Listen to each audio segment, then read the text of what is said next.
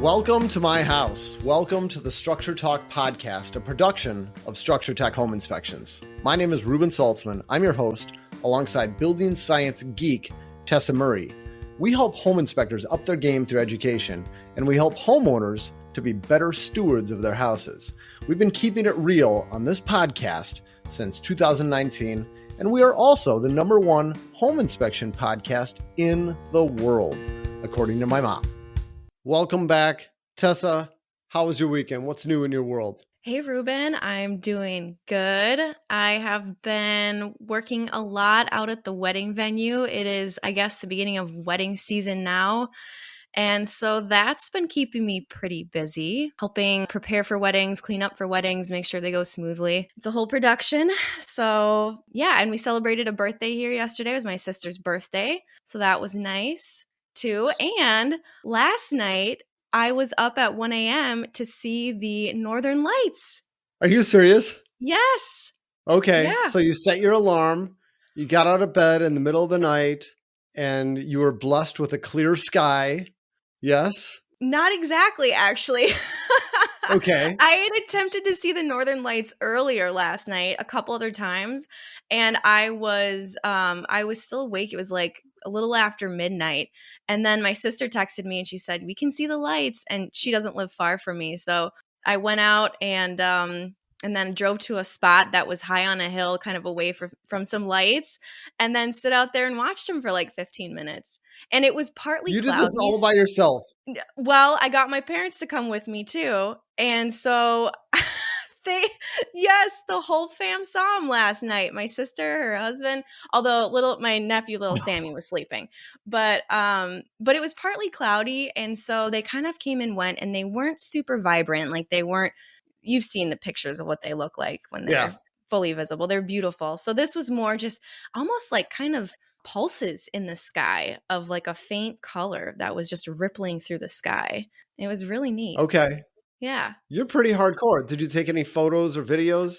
I did. Yeah. I took a few photos where you can see some lights. It didn't show up too well in the video though. Okay. All right. Yeah. Well, I got to see it. I got to see it. Yeah. That sounds fun.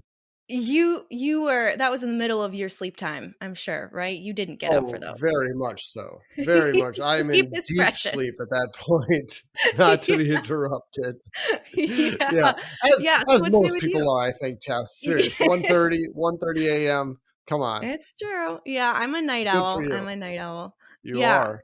So what's happening in your world, Reuben? Wait a minute. Hold on, Tess. Before we move on, I want to revisit our podcast from last week. I think it was last week. We were talking about our tool list for every homeowner. And you sent me a text message, which just made my day. What did you send me? I knew it would. My towel rack fell off the wall. So I looked at it and it was the tiniest little screw holding it on. And so I was like, shoot, I need a precision screwdriver. And I immediately thought of you and our podcast. And I was like, if only I was like Reuben and I had all these little tools stashed on every level of my house, I would be set. Instead, I had to search for about 30 minutes and I had to go all through my house. And finally, I found a set in the basement tucked away.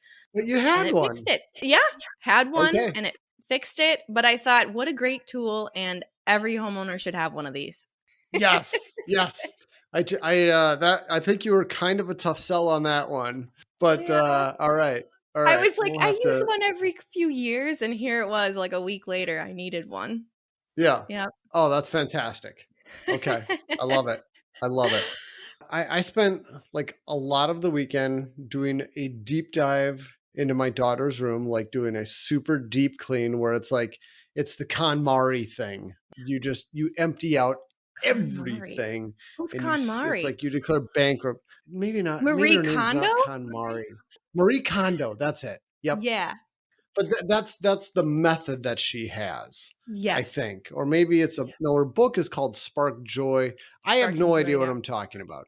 No, I know what you're talking about. Yeah, it's the Marie Kondo. You take everything out of the closet, all the clothes everywhere, and you throw them on the bed. You see what you have, and then you start sorting them. Yeah. Is that what you're doing? Yeah, we did such a deep clean. We spent like all day on Saturday, my daughter and I going through her room. So Wow. that was good. And Dad then points for you. Dad points dad for points you. out, you know what? That just felt like it was a labor of love, but I'll tell you what I feel like I got dad points for was Mm. one of the things was my daughter wanted to put these shelves up and she wants to store some stuff, just these tiny little shelves. They're just these little things and it's no big deal. A few hollow wall anchors, but yesterday I was like, okay, this is a learning opportunity because Oh. how many young adults do you see putting screws directly into drywall and it doesn't do the Yeah. trick? And I had built a model wall for some mold experiment that I was trying to do where I kept saturating a wall over and over again. Every day I'd pour water in this wall to see how long it'd take to grow mold. And long story short, I had a miniature wall built out of 2x4s and drywall. And I was like, this is it. I'm going to show her. So we took it into the kitchen and I was like, all right, I want you to drive a screw through the drywall. Now try to pull it out. And it just pulls right out like with your fingers. I'm like, all right, now Yeah. put it into the stud. And like, okay, how far studs are spaced? We got the infrared camera. We looked at the outside walls to see, look, there they really are. They're Wow. studs every 16 inches. Let's Yeah. measure. And we got into like, I mean, it was like an hour lesson on hollow wall anchors about why you need hollow wall anchors Oh my and gosh. the difference between, it's nice to go into a stud if you can, but if you can't, you can use this. And here's how it works. And here's the drill. I mean, and how to find studs. We went into all that. And, like Wow.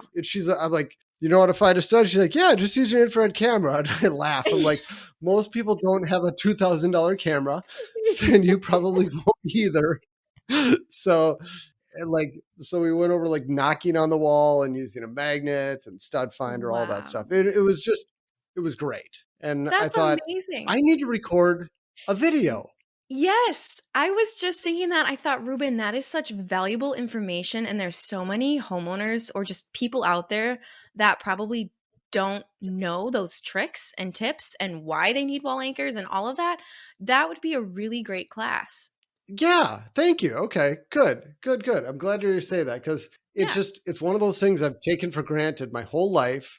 Learned Yeah. this since I was like Lucy's age, since I It's was a like little breathing. kid. Yeah. But yeah, yeah, but it's like I bet a lot of people don't quite get all of this. It might be a fun video. It'll take a long time, but You can yeah, have Lucy look for help that in you. the future.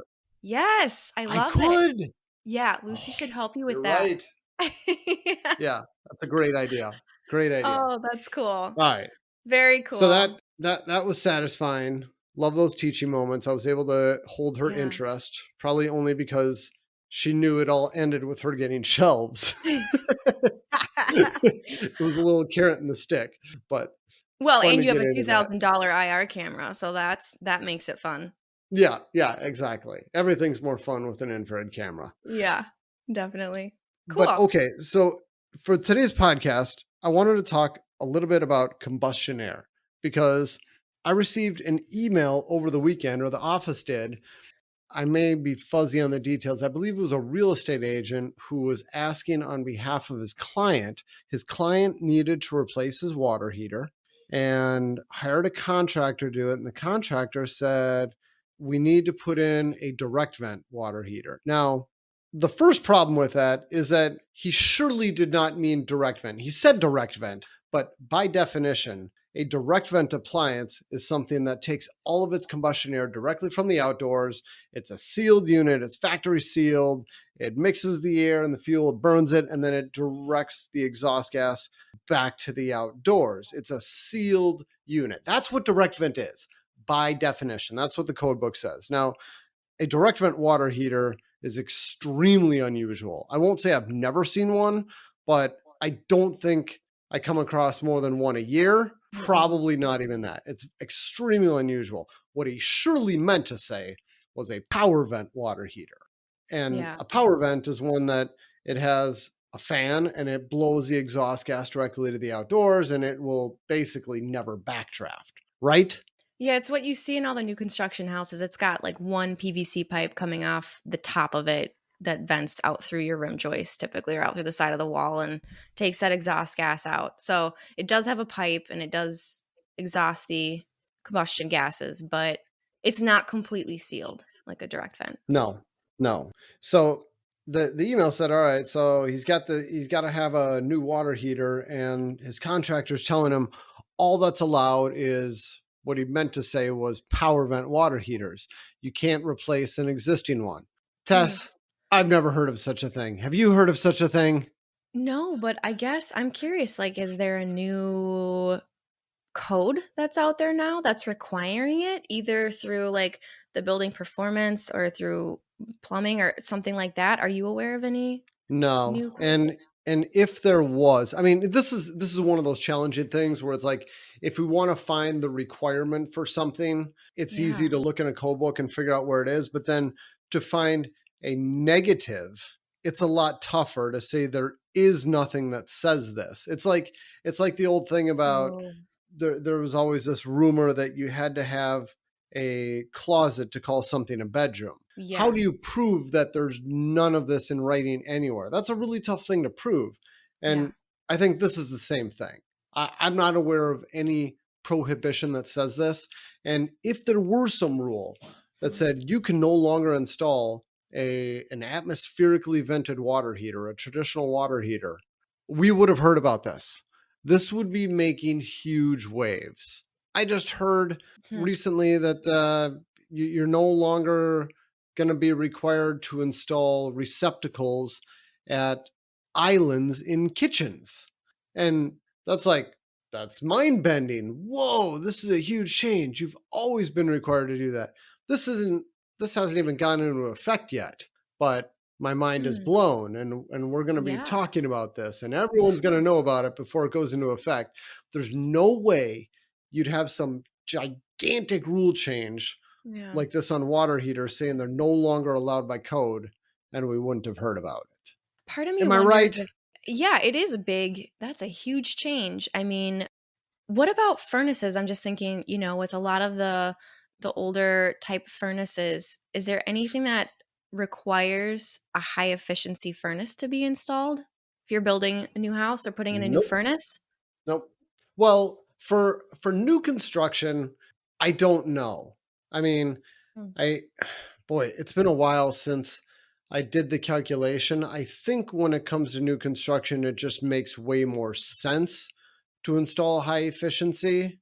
I'm certain that there is no prohibition on installing a low efficiency furnace. I mean, if somebody was Mm. totally bent on doing it, I think you still could.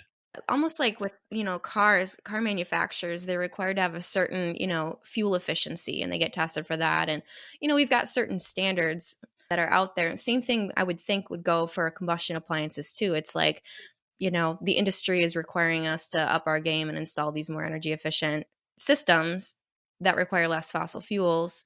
And so I wouldn't be surprised if there's like some kind of standard out there that says you need a 90% efficient furnace or better, but I guess I'm not aware of any code that says that. Same thing for water heaters. There was a national standard that it got passed, and for a long time leading up to a certain date, and I don't have my dates, I didn't research it, I didn't know we were going to be talking this deep into it, but for a long time that was something that was coming, where you weren't going to be allowed to install an 80% efficient furnace anymore. It was all 90 plus. And that date was coming. And all the contractors are telling their clients, hey, look, you've got a townhome and you're surrounded by neighbors on both sides. And it'd be not impossible, it'd be really Difficult. expensive to Mhm. replace your furnace with a power vent or a direct vent, a high efficiency furnace. So if you're going to be here, you need to get your furnace replaced now before this goes into effect. Mm. And they're using it as this Yeah. sales tool to tell everybody, look, if you want the old style, you got to get it replaced before this date. And we went right up to that date. And then the rule got overturned and it never went into effect. Oh, really? And Okay. so, I mean, if you've heard about this in the past, there was a thing, it Yeah. existed, but it got overruled.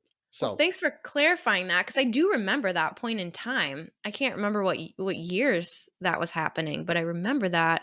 But then it got overruled. So it would be interesting. Yeah, I wonder if this is a case where kind of like a telephone game where maybe the contractor said something to the homeowner said something to the real estate agent, the real estate agent said something to us, and something got missed in translation. But Tess, I think that's got to be it. I think what the situation probably was you've got a water heater, an atmospherically vented water heater. It means that it's using air in that room for combustion, and it's just relying on the exhaust gases being very hot and therefore very light, and they leave the house through gravity. That's a very weak way of assuring that you're going to get the exhaust gas to leave the house.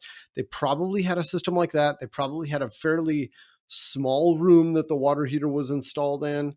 And you probably had a bunch of fans throughout the house that are going to compete for air.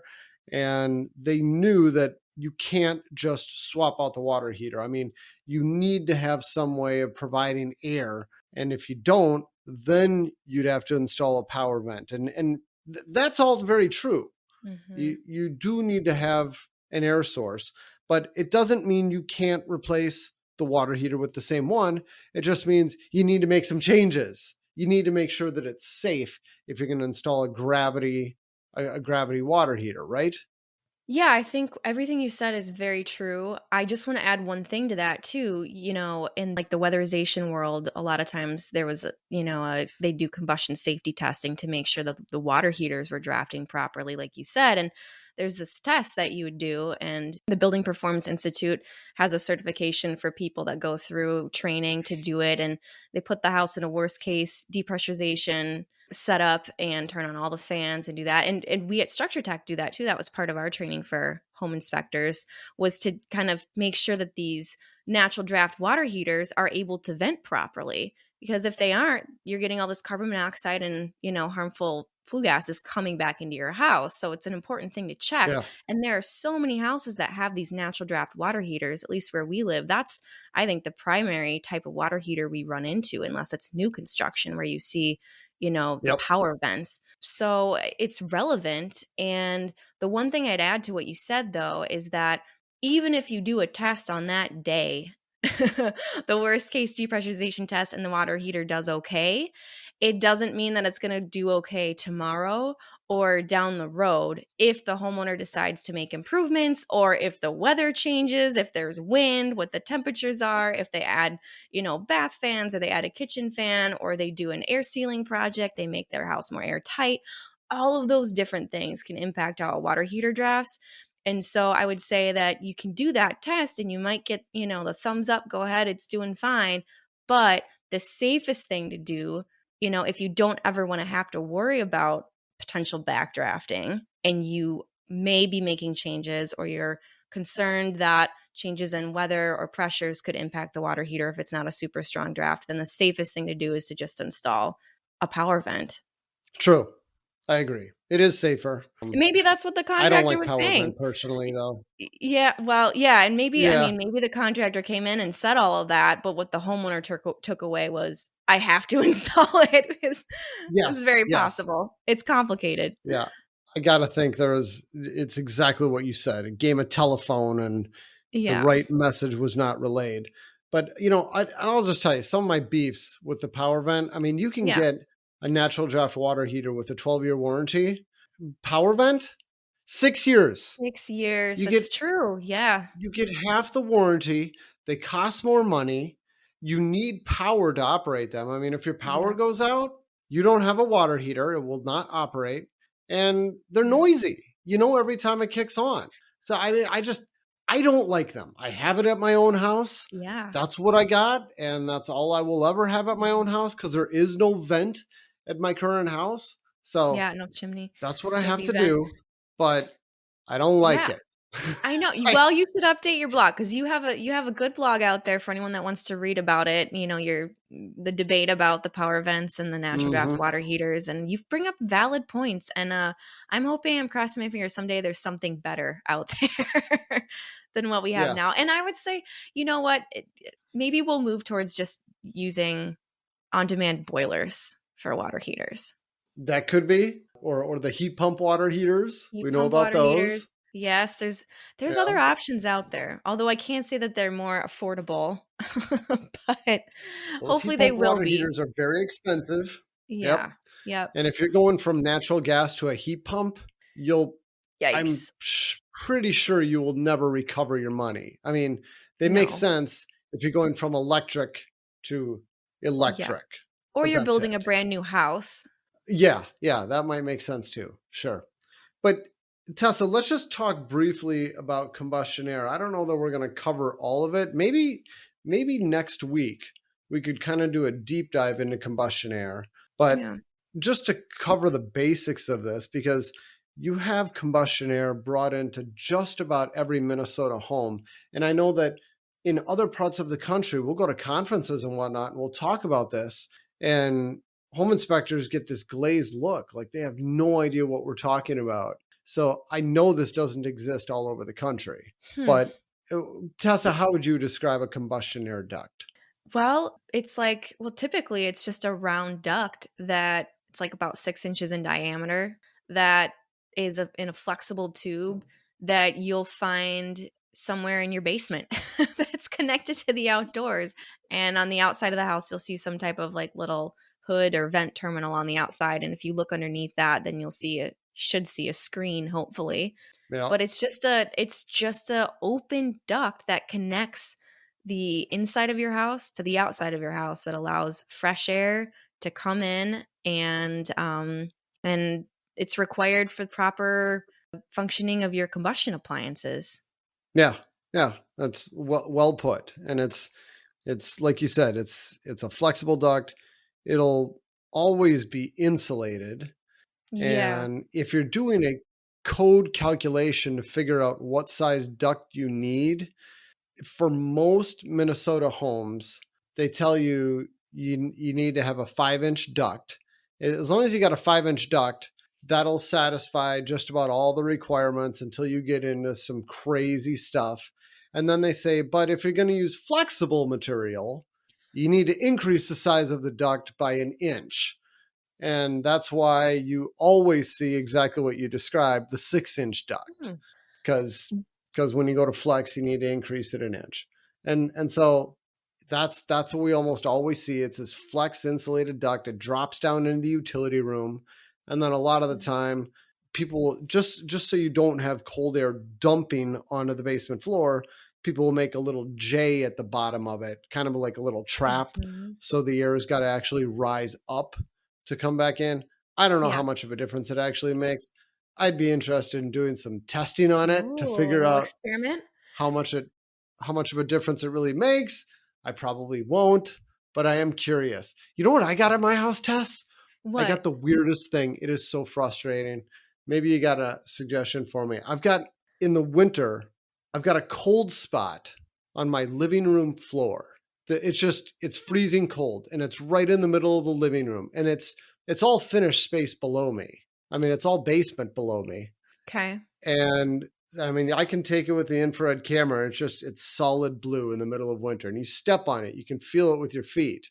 I'm positive that I know that's about where my combustion air duct runs. I Yeah. think it's separated or it's got a huge hole in it. Ugh, And there's cold outdoor air that leaks out wow. into the floor space, or what would be the basement ceiling space. Yeah. and, and there's You don't nothing know I what. can do about it unless I decide to Oh. cut open the basement ceiling. Oh, What would you yeah. do? Would you fix it? Well, I guess how uncomfortable is that cold spot for you? Put on slippers. That's going to be the easiest thing. It's you never stand there. It's Yeah. a travel path. It's just, oh, that one step was cold. So it's Yeah. nothing more than a slight nuisance. The only thing is that I know that a bunch of the combustion air isn't actually making its way into the Where it utility needs to room. go. It's going Yeah. into the ceiling space, which Yeah. is technically connected to the utility room. So the air is getting Okay. there. It's Yeah. just not traveling inside the duct like I would like it to. Man, I want to cut open your ceiling and Does it see matter? what it looks like. Yeah, it probably doesn't matter in terms of just the functioning of the combustion appliances. It's getting there. It's got the air it needs. But I was just thinking in the summertime, reverse the situation. If you were pulling in really hot, humid air and you're air conditioning your house and your floor cavities are cooler, if you've got duct leakage or anything like that, you could end up with potential condensation issues, maybe. Yeah, it's true. All right. Yep. I'll leave it alone. Someday, if I tear it open, I'll take pictures. I'll share them with you. We'll You know, know what it is. another idea, No. the stuff they use to seal ductwork in new construction, they use like a duct blaster and they blow this Uh-huh. material through the ductwork and it finds little holes and it seals it up. I Yeah. wonder if they could do that to your or just put slide a smaller liner through the inside of what's already there, snake it through. Start at the outside and snake it Yeah, through. snake it through. Yeah. Yeah. That'd be interesting. Or I could always get like one of our sewer inspection cameras and see if somebody Yes. could To feed the scope sewer it. inspection camera through there and scope it. Yes. Huh. Yes. All right. Oh my gosh, we are All such right. I nerds. might. But I'm getting excited thinking We are about all the such different nerds. things you could do. All right. Well, I'll keep you updated. But bottom line is just about every Minnesota home has one of these combustion air ducts. And on the outside, it should remain clean. It's something that homeowners need to check on periodically. And on the inside, it needs to remain open. Don't stuff any towels in there. I know you're going to feel cold air coming into your house, but Yeah, it's air that that's a good needs to point. come in. And if you're having an older appliance replaced, your contractor may need to put one of these ducts in to make this. I mean, I want to say a code compliant installation, but as home Yeah. inspectors, we're not super concerned about code. We're concerned about safety. Yeah. So I won't say code compliant. We'll say to make it a safe and properly functioning installation, Mhm. you may need to have a combustion air duct added. And it's not a piece of cake to put one of these in an existing house. I mean, Yeah. you need to cut a hole in the side of your house, probably going through your rim joist. I mean, that's a lot of wood you're cutting through. You need to put a register there. You need to put a big insulated duct. And if you've got a finished basement, you got to pass through finished space. That's a pain in the butt. I mean, the cost of that is, it's going to hurt. I wonder how many contractors out there installing water heaters actually do that, though. Do the testing, say you need to put it in, and do it if it's not already there. Well, and at some point, I wonder where the cost to install a power vent is actually going to be less than putting one of these in. And then they say, well, this is code. I have to. And then the client hears, oh, it's just code to install power vent. Maybe we figured this all out by talking through it. I don't know. It's very likely. It's very likely. As we know in this industry, a lot of times you tell the homeowner something, and by the time it makes it back to the real estate agent, it sounds completely different. So it's very feasible. Yeah. All right. Well, that was a fun discussion, Tess. Maybe next week we will do a deep dive. We'll talk more about combustion air ducts, or maybe not. I don't know. We'll see what's on our mind next week. But I think that'll wrap it up for this week. Thanks for recording with me, Tess. Appreciate it. Hey, this was fun. And thanks everybody for listening. And if you have any comments or questions or ideas for topics, how do they reach us, Reuben? Please email us podcast@structuretech.com or visit us online. You can go to structuretalk.com and that page goes right to our podcast information. You can see all the show notes, all that other fun stuff. Cool. All right. Thank you for listening, everyone. Take care.